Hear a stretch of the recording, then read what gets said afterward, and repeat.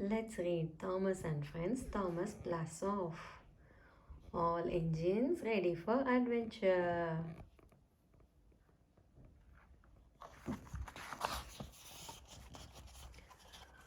One early morning, engines thick sheds were woken up by loud reviving and whooshing noises. Today is the big rocket launch, Thomas cried excitedly. Who wants to come with me to see it take it off? Count us in, shouted the other engines. 3, 2, 1. Blast off, peeped Thomas.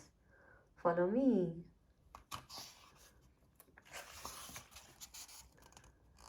As the excited engines approached Knapford station, they saw the large grey tip of the rocket poking above the station building. But as they pulled into the station yard, the engines could see that the rocket was in pieces. Oh no, said Pearson, the rocket fell apart. Don't worry, chuckled Gordon as he chugged over to the group. The rocket is too big to bring to the launch site at all once, so we have to take it in pieces.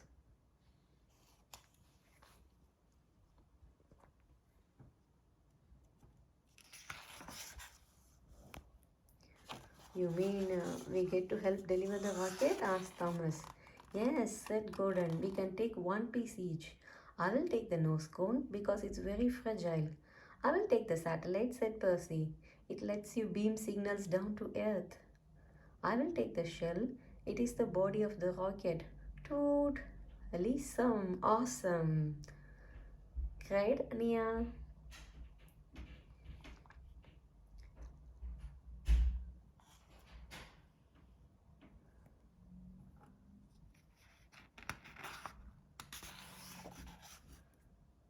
But what can I take? Asked Thomas. All that is left is this tiny cube. I wanted to deliver something big and important. That's the rocket's battery, said Gordon. It's a very important part. The sky filled with grey clouds. Let's go, said Gordon. The rocket can't launch in the rain.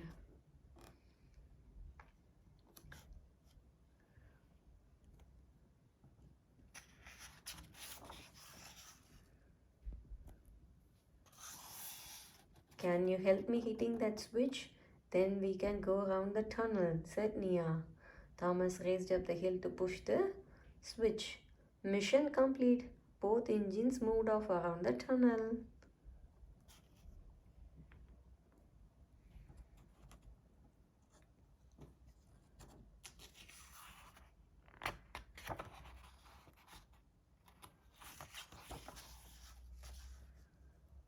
Down at the docks, the excited engines crowded around the launch pad.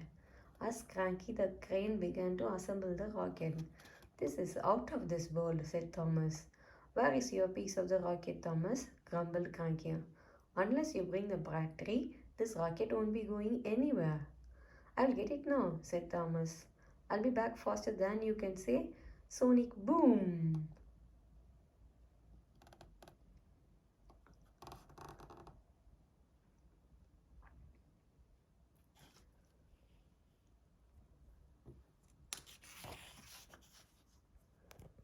Thomas raced back down the tracks towards Knapford Station. Starship Thomas scans the galaxy for signs of alien life. Oh no, Kana, do you need any help? Asked Thomas as he screeched to a halt beside Kana, who was stuck in the mud.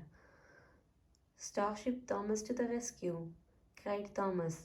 I will give you a rocket boost. 3, 2, 1, push! Thanks, Thomas, Kana said as she sped off towards the docks.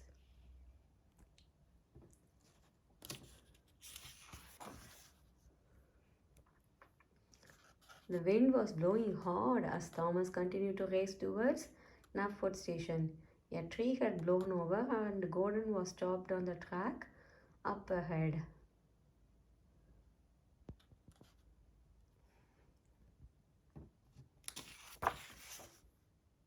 Sandy and Carrie appeared alongside Gordon. Oh no, cried Sandy.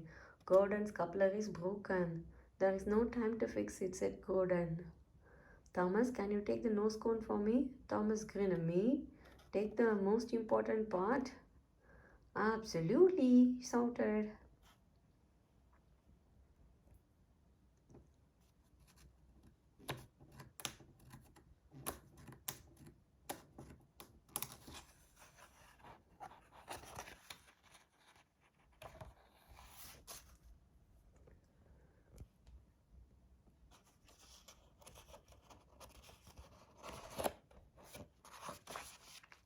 All the at the dog, Cranky lifted the nose cone and I lifted it in place at the top of the rocket. I got to deliver something important after all, said Thomas.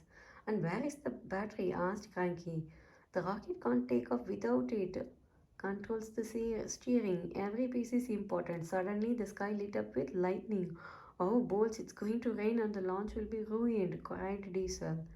I'll go at super light speed and I can get the battery in time, said Thomas.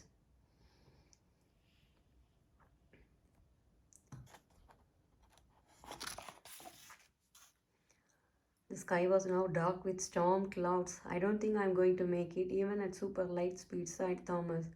Then it's a good thing that your friend is the fastest train on Sodor, said Kanna, pulling up behind Thomas. This time I'm going to give you a rocket boost. Whoosh!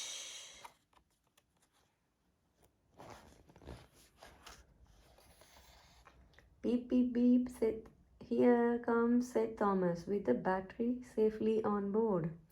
He had nearly reached the docks when a strong gust of wind blew some rocks onto the tracks.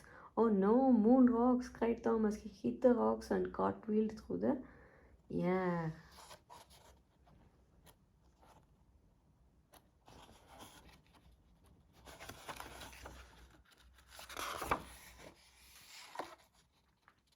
and landed with a crash in front of the launch pad. The rocket battery flew off the flatbed car and soaked through the sky. The battery hit the side of the rocket and clank, bang, blink dropped into the battery slot. Hooray! Cheered all engines. Rain! Cried Percy as a few drops hit the ground. Quick! Hit the countdown button, shouted Diesel. Kana whizzed over to the button and hit it. 10, 9, 8, 7, 6, 5, 4, 3, 2, 1. Blast off! All the engines looked up. The rocket was now a tiny speck against the moon. Who knew something so small would be so cool, said Sandy. I guess everyone's job was important, said Thomas. No matter how big or small, rocket does take.